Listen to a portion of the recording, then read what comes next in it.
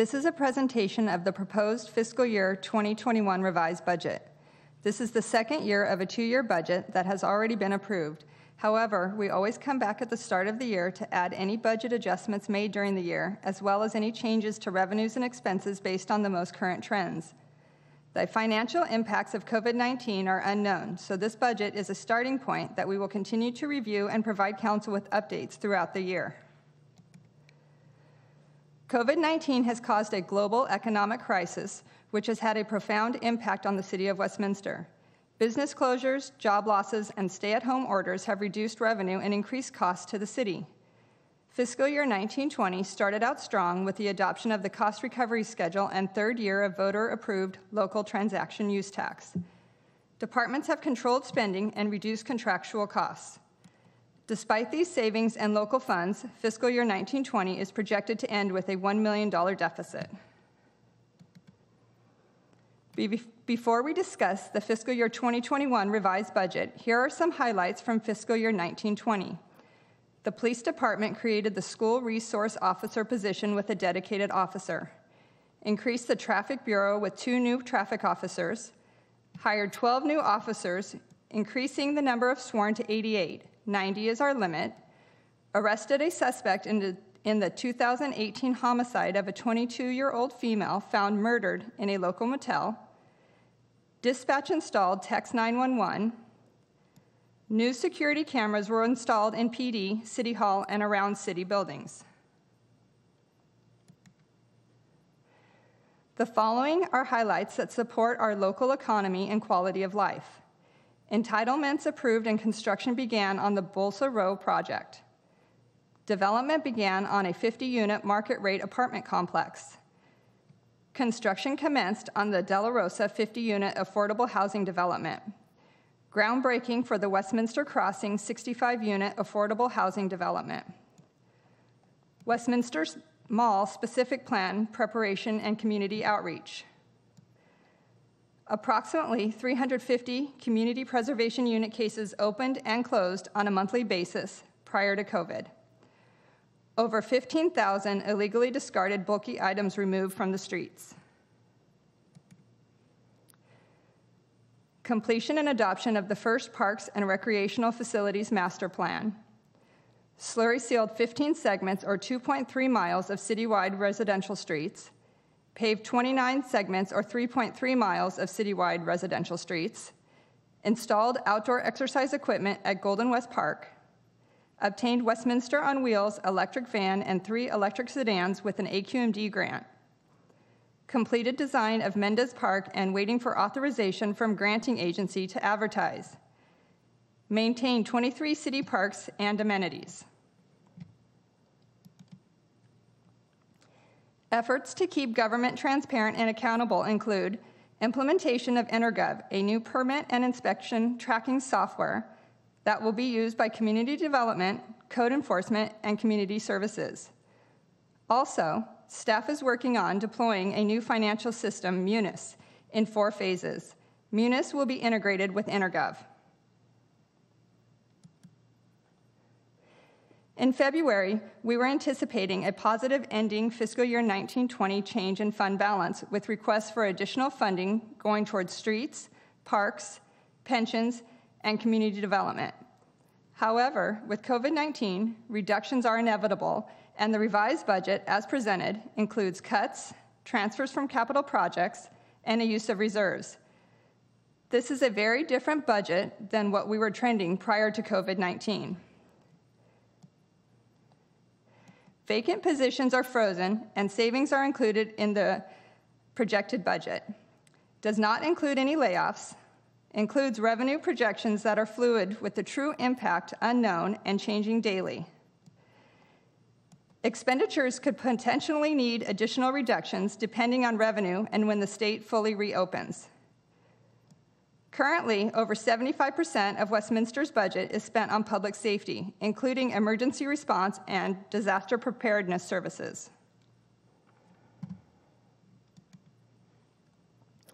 The impact of COVID-19 pandemic has currently reduced revenue projections by $4.7 million for fiscal year 2021, affecting most revenue sources. The sales tax budget was reduced from $17.4 million to $15.3 million, and the transactions tax budget was reduced from $12.9 million to $11.9 million.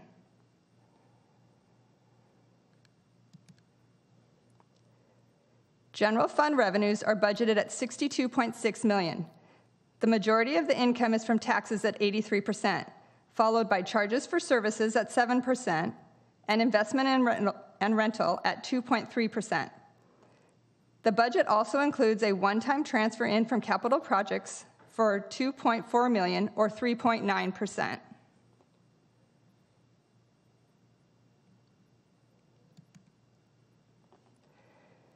Taxes make up 83% of general fund revenue.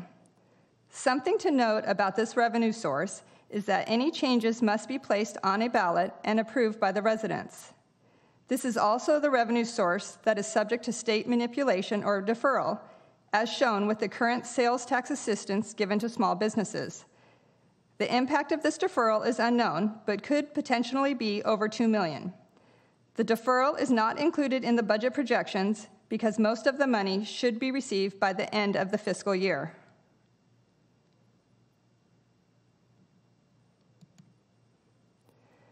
The recommended budget includes 6 frozen vacant positions, reduced part-time wages, and reduced contractual spending in several departments. It also includes a transfer in from capital projects of $2.4 million.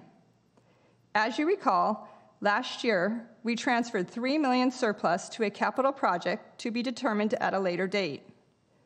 Earlier this year, Council allocated $565,000 to the Boys and Girls Club renovation, leaving $2.4 million available. We are recommending the balance be transferred back to the general fund to offset some of the COVID-related losses.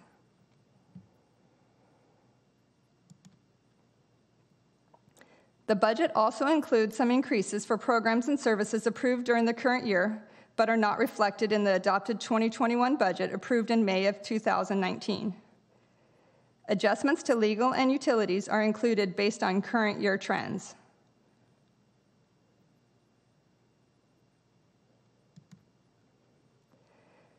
The general fund expenditures and transfers out are budgeted at $64.5 million. The majority of the costs are related to public safety, both police at $33.2 million, or 52%, and fire at $15.8 million, or 25%.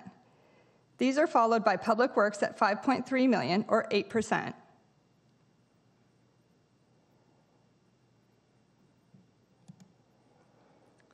The fiscal year 2021 budget is showing an ending general fund balance of $23.1 million, after a use of $1.9 million in reserves to balance the budget. Of this amount, $11 million, or 47%, is unrestricted. Another $9.4 million, or 41%, is set aside for emergency reserve, and the remaining $2.7 million, or 12%, is set aside for any potential redevelopment dissolution clawbacks. These reserves are set per our fund balance policy. In order to offset loss of revenue, staff recommends the following department cuts. City manager eliminated $55,000 in contractual services and froze the assistant city manager position. Finance eliminated part-time wages. Human resources froze 1 position and eliminated part-time wages.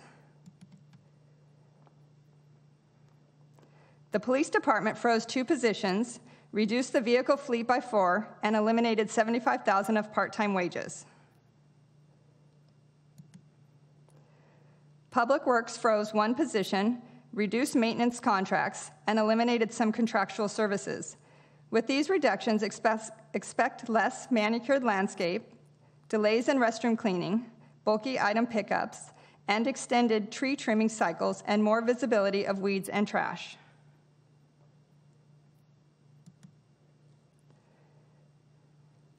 Several community events have been reduced for fiscal year 2021 in community services.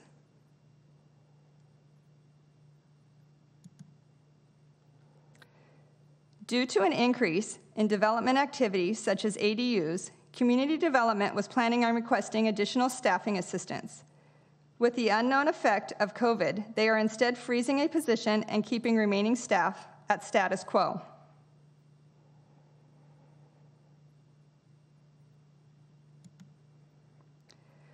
Our CalPERS rates are based on an interest rate assumption of 7%. If that rate doesn't happen, the impact is reflected in increased future rates. Likewise, if they earn more than 7%, we would see a reduction in rates. The current impact on CalPERS investment returns from the coronavirus is negative 4%. The projected impact of this loss can be seen in this chart. The blue line shows pension costs for the next 10 years using the 7% return. Current recommendations are to look at the cost at 0, -5, and -10% return. The COVID-related impact starts to increase in fiscal year 22-23 on all three scenarios. In year 10, there is almost a $6 million increase from the 7% assumed rate to the 10% worst-case scenario.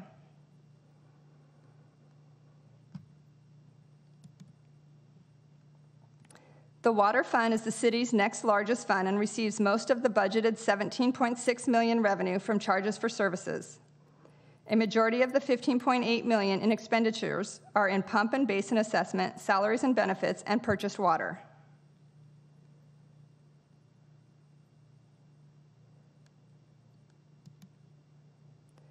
Some water fund highlights are water wasting education and community outreach has resulted in 3 billion gallons of water saved by the city since 2013.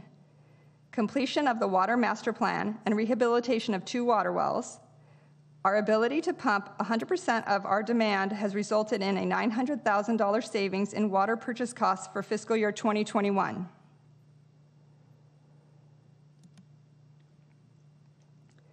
This is a summary of the $7.9 million capital projects recommended for fiscal year 2021.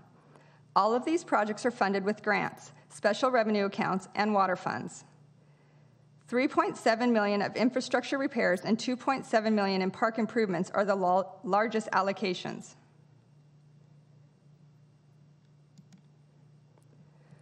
All internal service funds have a minimum of $500,000 in unrestricted fund balance, with the exception of the Risk Management and Workers' Compensation Benefits Fund.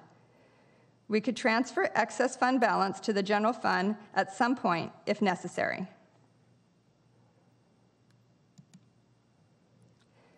As you know, Measure SS was passed in 2016 by Westminster voters and is currently slated to expire in December 2022. It is budgeted at $11.9 million in fiscal year 2021. Fiscal year 22-23 projects a $17.2 million deficit, solving for the loss of Measure SS, and the deficit would take cuts of $17 million to have a balanced budget in fiscal year 22-23. As we begin to confront the economic impacts of this pandemic, the loss of local funds will reduce the city's capacity to support our local residents and economy, and the city will once again be forced to make deep cuts to basic vital services. The loss of local funds will increase the city's deficit by $12 to $13 million annually, significantly impacting Westminster's budget, require deep cuts to basic city services, and affect the possibility of additional services related to economic recovery. Now more than ever, residents are relying on the critical services the city provides, including 911, emergency response, and emergency medical services. Given revenue reductions and the upcoming sunset of locally controlled funds, it will be difficult to ensure our community is prepared for future medical emergency or natural disasters.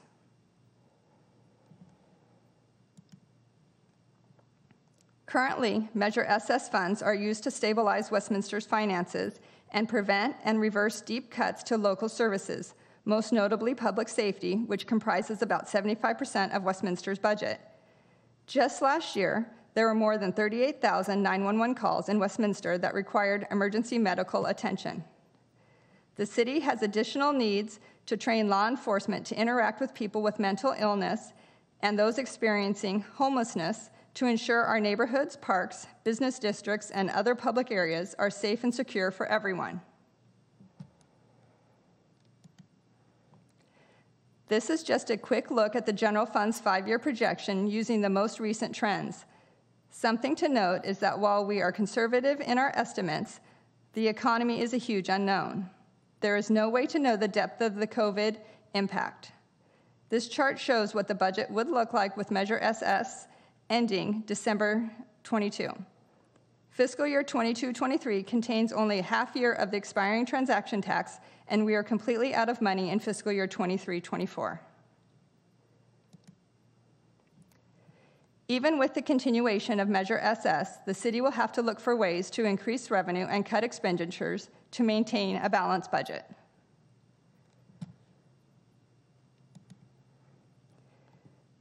To give you an idea of the impact the loss of Measure SS would have on the budget, the following slide shows some cuts that would be needed to even begin addressing this type of loss to the city. To be fair, some surrounding cities are making deep cuts now due to COVID. We are fortunate to have reserves to hopefully get us through the next few years. To achieve cuts of $1.3 million in general government, 10 full-time positions would be eliminated, and impacts would be felt in all divisions, including city council, city manager, city clerk, human resources, and finance. Some processes could not be eliminated, so those would have to be contracted out.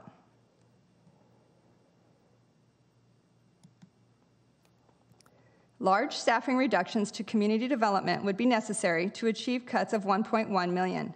Eliminating CPU and severely reducing planning staff would be needed.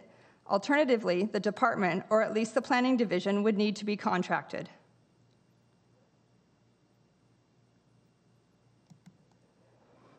Community services would basically cease to exist with almost $1 million in cuts. 4 full-time positions and most programs would be eliminated.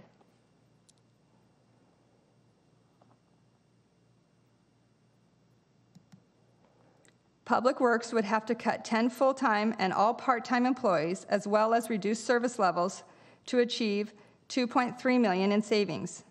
Most of these services would need to be contracted.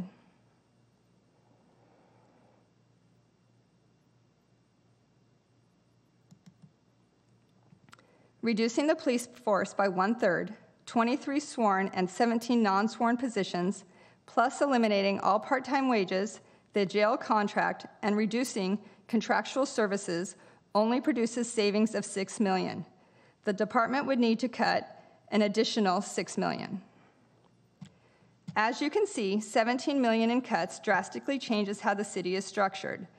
This is only a hypothetical example of how much this money means to our city. Obviously, these cuts could not happen as shown.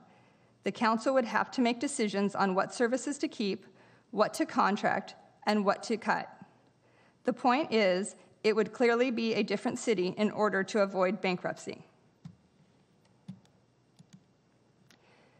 Again, this is an updated budget that was previously approved last year.